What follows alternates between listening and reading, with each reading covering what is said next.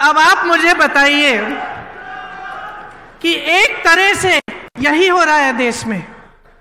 घोषणाएं बड़ी बड़ी मंच पर खड़े होकर कैसे कैसे लिफाफे दिखाए जा रहे हैं आपको, और जब आप उन लिफाफों को खोलते हैं, जब चुनाव खत्म हो जाता है और बारी आती है कि काम करके दिखाओ, तो कुछ नहीं होता। तो इस राजनीति से सावधान हो जाइए। ये ईआरसीपी का जो जुमला है जो आपको दिया गया, यही चीज थी। ये सिर्फ एक नहर की परियोजना नहीं थी ये, बल्कि दौसा और आसपास के 12 जिलों के लिए जीवनदायिनी गंगा के समान है। भाजपा के नेता और प्रधानमंत्री जी से सिर्फ जुमलेबाजी होती है इस पर। पहले आए थे तो कहा था ईआरसीपी को राष्ट्रीय परियोजना का दर्जा दिया जाएगा। दिया क्या? दिया? आप आज तक ईआरसीपी के पानी का इंतजार कर रहे हैं कि नहीं? कर रहे हैं ना। अब मैं आपसे एक दूसरी तरह की राजनीति की बात कर रही थी, जिसका नजरिया आगे भविष्य के लिए सोचने का नजरिया होता है। तो आप सोचिए, पंडित जवाहरलाल नेहरू जी ने ऐसी जाल बिछाई थी पूरे देश में परियोजनाओं की। भाखरा नंगल डैम, रिहंद बांध, हीराकुंड, ब्यास, चंबल, गंडक, कोसी, रामगंगा पर देश के 60 से अधिक बड़े बांध की परियोजनाएं बनाई। इंदिरा गांधी नहर सबसे बड़ी नहर जो है, और सैकड़ों छोटी छोटी सिंचाई और जलापूर्ति की परियोजनाएं बनाई गई। उनके बाद इंदिरा जी आई, उन्होंने ये काम आगे बढ़ाया। शास्त्री जी आए, ये काम आगे बढ़ाया। तो जब राजनीति की सोच होती है कि आप भविष्य के लिए काम किया जाएगा, देश के लिए किया जाएगा, तो ऐसे काम होते हैं। खोखली घोषणाएं नहीं होती हैं जिनको पूरा करने का कोई इरादा ही नहीं होता। तो सतर्क किसको रहना पड़ेगा बहनों, बताओ? आपको सतर्क रहना पड़ेगा। आप इतनी मेहनत करती हैं अपने बच्चों को बड़ा करने के लिए, तो इसलिए तो नहीं करती ना कि जितनी भी देश की संपत्ति है जो आपके बच्चों और उनके भविष्य को मजबूत बनाने में जानी चाहिए, वो ये लोग गवा रहे हैं। अब आप बेरोजगारी को देखिए, 45 साल में सबसे अधिक बेरोजगारी आज है। और बेरोजगारी है, फिर भी किस तरह की स्कीम ला रही है ये सरकार। आप पुलिस में हैं, मेरी बातों को सुन रहे हैं। आपकी तरह तमाम नौजवान परिश्रम करते हैं कि वो सेना में भर्ती होंगे। मैंने खुद अपनी आंखों से देखा है। उत्तर प्रदेश में एक बार मैं सुबह 4 बजे गिरफ्तार हो गई थी। उससे पहले जब पुलिस हमको ढूंढ रही थी, हम एक गांव के पास रुके, शायद 3:30 बजे होंगे सुबह के, और मैंने देखा बहुत सारे लड़के 3:30 बजे सुबह सड़क पर आ गए हैं। तो मैंने अपने साथियों से पूछा कि भाई इतनी सुबह सुबह क्या कर रहे हैं ये बच्चे यहाँ? सब दौड़ लगा रहे थे, सब मेहनत कर रहे थे कि जब सेना में भर्ती का समय आएगा तो हम भर्ती हो जाएंगे, हम अपने परिवारों के लिए कमाएंगे, हम अपना भविष्य मजबूत बनाएंगे। ये इसलिए तो नहीं मेहनत कर रहे कि 4 साल बाद वापस भेजा जाएगा इनको घर। देश के लिए बलिदान देने के लिए तैयार, सरहद पे खड़े होकर होने के लिए तैयार, वहां की बर्फीली चोटियों पर हमारी रक्षा करने के लिए तैयार। और आपने अग्निवीर जैसे स्कीम निकाल ली, जिसके जरिए 4 साल बाद ये बच्चे जिन्होंने इतनी मेहनत की, जो इतनी इच्छा से देश के लिए तैनात होने के लिए तैयार हैं, उनका भविष्य ही आप खत्म कर लिया। इस तरह की स्कीम लाएगी क्या सरकार? जहां जहां आज मैं जाती हूं, नौजवान मिलते हैं, कहते हैं हमें जाना ही नहीं है, अब हम तो कोशिश भी नहीं करेंगे। इस बार इस साल शायद सबसे कम एप्लीकेशन गए होंगे, क्योंकि कोई मेहनत नहीं करना चाहता इतना कि 4 सालों में आपको घर जाके वापस गांव आना पड़ेगा। जब हम नौकरी के लिए इच्छा करते हैं, कोशिश करते हैं, तो सबसे बड़ी चीज क्या होती है कि हमें सुरक्षा मिलेगी, हम कमाएंगे, अपने माँ बाप की देखभाल करेंगे, अपने परिवारों को मजबूत बनाएंगे और जीवन भर हमें कुछ मिलता रहेगा। तो इसी तरह से पेंशन की बात है, जब सरकारी नौकरी के लिए जाते हैं लोग तो एक बड़ी चीज होती है कि पेंशन मिलेगा, कि नौकरी 20 साल की नौकरी करने के बाद जब रिटायर होंगे तो कोई तो होगा हमें पूछने वाला, सरकार से हमें कुछ मिलता रहेगा। वो भी खत्म हो गया। तो आप बताइए, भयानक बेरोजगारी है। जहां जहां से रोजगार बन सकता था उसको तो आपने गवा दिया। बड़े बड़े PSU थे, BHEL जैसे, सब अपने उद्योगपति मित्रों को दे दिए। जो किसान थे, हैं, खेती करते, एक जमाने में खेती से रोजगार बनते थे, गांव में रोजगार बनते थे मनरेगा के द्वारा। मनरेगा को भी इन लोगों ने कम कर दिया।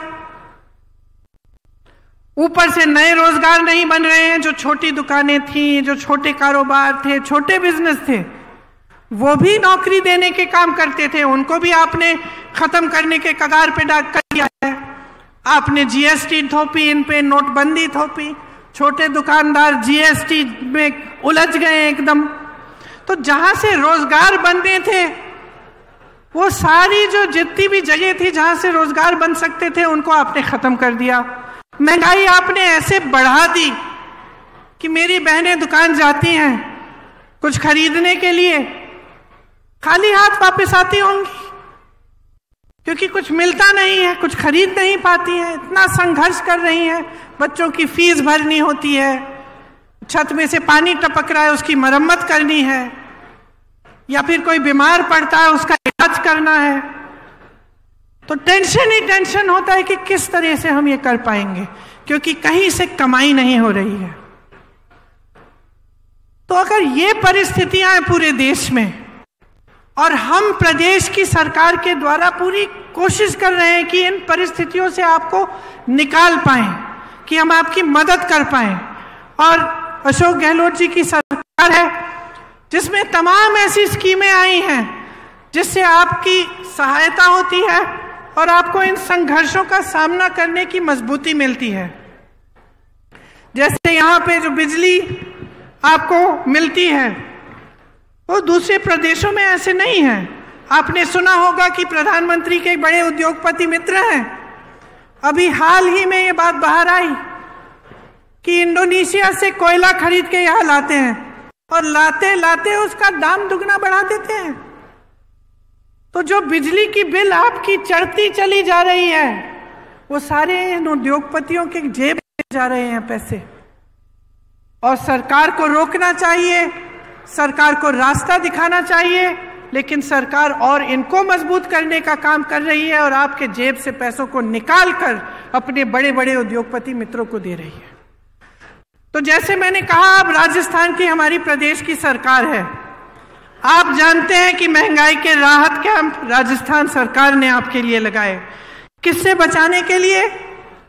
उस महंगाई से बचाने के लिए जो केंद्र सरकार की वजह से, जिससे आप जूझ रहे हैं। आप जानते हैं कि राजस्थान प्रदेश में, आपके प्रदेश में जो स्वास्थ्य की योजना है, जो स्वास्थ्य के लिए बीमा आपको 25 लाख का जो मुफ्त का इलाज मिल रहा है, ये किसी और प्रदेश में आज तक नहीं है। पहला प्रदेश है। शायद अभी अभी छत्तीसगढ़ में भी कुछ समय पहले शुरू किया गया है, वो भी कांग्रेस की सरकार है। ग्रामीण क्षेत्रों के लिए 1000 इंदिरा रसोई बनाई गई हैं। ये भी राजस्थान सरकार का काम है। इसमें आपको 8 रुपए पे भरपेट भोजन मिल रहा है। गैस सिलेंडर की जो सब्सिडी है, इसके तहत आपको 500 रुपए में सिलेंडर मिल रहा है, जब भारत सरकार ने इसको 1100 से 1200 रुपए का किया था।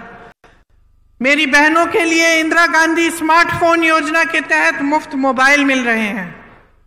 1 करोड़ से ऊपर उपभोक्ताओं का बिजली का बिल शून्य आया है। और ये तब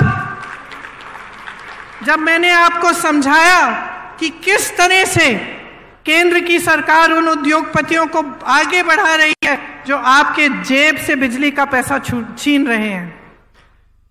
राजस्थान में आज मिनिमम इनकम गारंटी एक्ट लागू है। ग्रामीण रोजगार की तर्ज पर शहरों में भी रोजगार गारंटी दी जा रही है। 5 लाख गिग वर्कर्स को कानूनी सुरक्षा दी है। इनको कोई नहीं पूछता बहनों और भाइयों, जो गांव में रोजगार नहीं मिलता शहर चले जाते हैं रोजगार ढूंढने के लिए और शहर में गिग का काम करते हैं। कहीं पे डिलीवरी हो गई, कहीं पे जाके कुछ देना है, ये सारे काम करते हैं। उनको कोई नहीं पूछता, कोई नहीं पूछता कि इनको कितना पैसा दिया जा रहा है, कैसे काम कर रहे हैं। यहाँ राजस्थान की सरकार ने खास इनके लिए भी कानूनी सुरक्षा दी है ताकि कोई कम पैसे ना दे पाए, कम वेतन ना दे पाए। 309 नए कॉलेज बने हैं। मैं कल परसों तेलंगाना में थी, एक सरकारी यूनिवर्सिटी नहीं बनी वहां 5 सालों में। यहां 309 नए कॉलेज, 9 नई सरकारी यूनिवर्सिटी खोली गई हैं। क्यों? क्योंकि यहां कांग्रेस की सरकार है। जहां दूसरी सरकारें हैं, आपको मालूम है उस प्रदेश में क्या हो रहा है। एक भी सरकारी यूनिवर्सिटी नहीं खोली है, लेकिन प्राइवेट यूनिवर्सिटियां खूब खोली हैं ताकि जनता को फीस की मार पड़े और उनको मजबूरन प्राइवेट में जाना पड़े। हर जिले में यहां पर अस्पताल और नर्सिंग होम खोले गए हैं। सरकारी नौकरियों में ठेका की प्रथा खत्म हो गई है। 21 लाख किसानों को 14,000 करोड़ कर्ज माफ किए और अन्नपूर्णा फूड पैकेट के माध्यम से आपको गेहूं, दाल, चीनी, तेल, नमक और मसाले मिलते हैं। लेकिन बहनों और भाइयों, ये सब काम भाजपा को पच नहीं रहे हैं, क्योंकि जब हम अपने प्रदेशों में जहां कांग्रेस की सरकार है इस तरह का काम करके दिखाते हैं, तब उन पर मजबूरी होती है कि वो भी अपने प्रदेशों में करें और वो भी ऐसी घोषणाएं करें, और वो ऐसा नहीं करना चाहते। उनकी सारी सरकारें सिर्फ बड़े उद्योगपतियों के लिए चलती हैं, उनमें गरीबों के लिए, मिडिल क्लास के लिए कोई सोच ही नहीं है। उनसे पूछिए, प्रधानमंत्री जी जब यहां आते हैं उनसे पूछिए, वो ये कहते हैं कि आप मेरे नाम पर, मोदी जी के नाम पर आप वोट डालिए। पूछिए, क्या प्रधानमंत्री पद छोड़कर यहां आकर मुख्यमंत्री बनने वाले हैं? क्या उनको अपनी पूरी पार्टी में कोई चेहरा नहीं मिल रहा? पूछिए ना उनसे।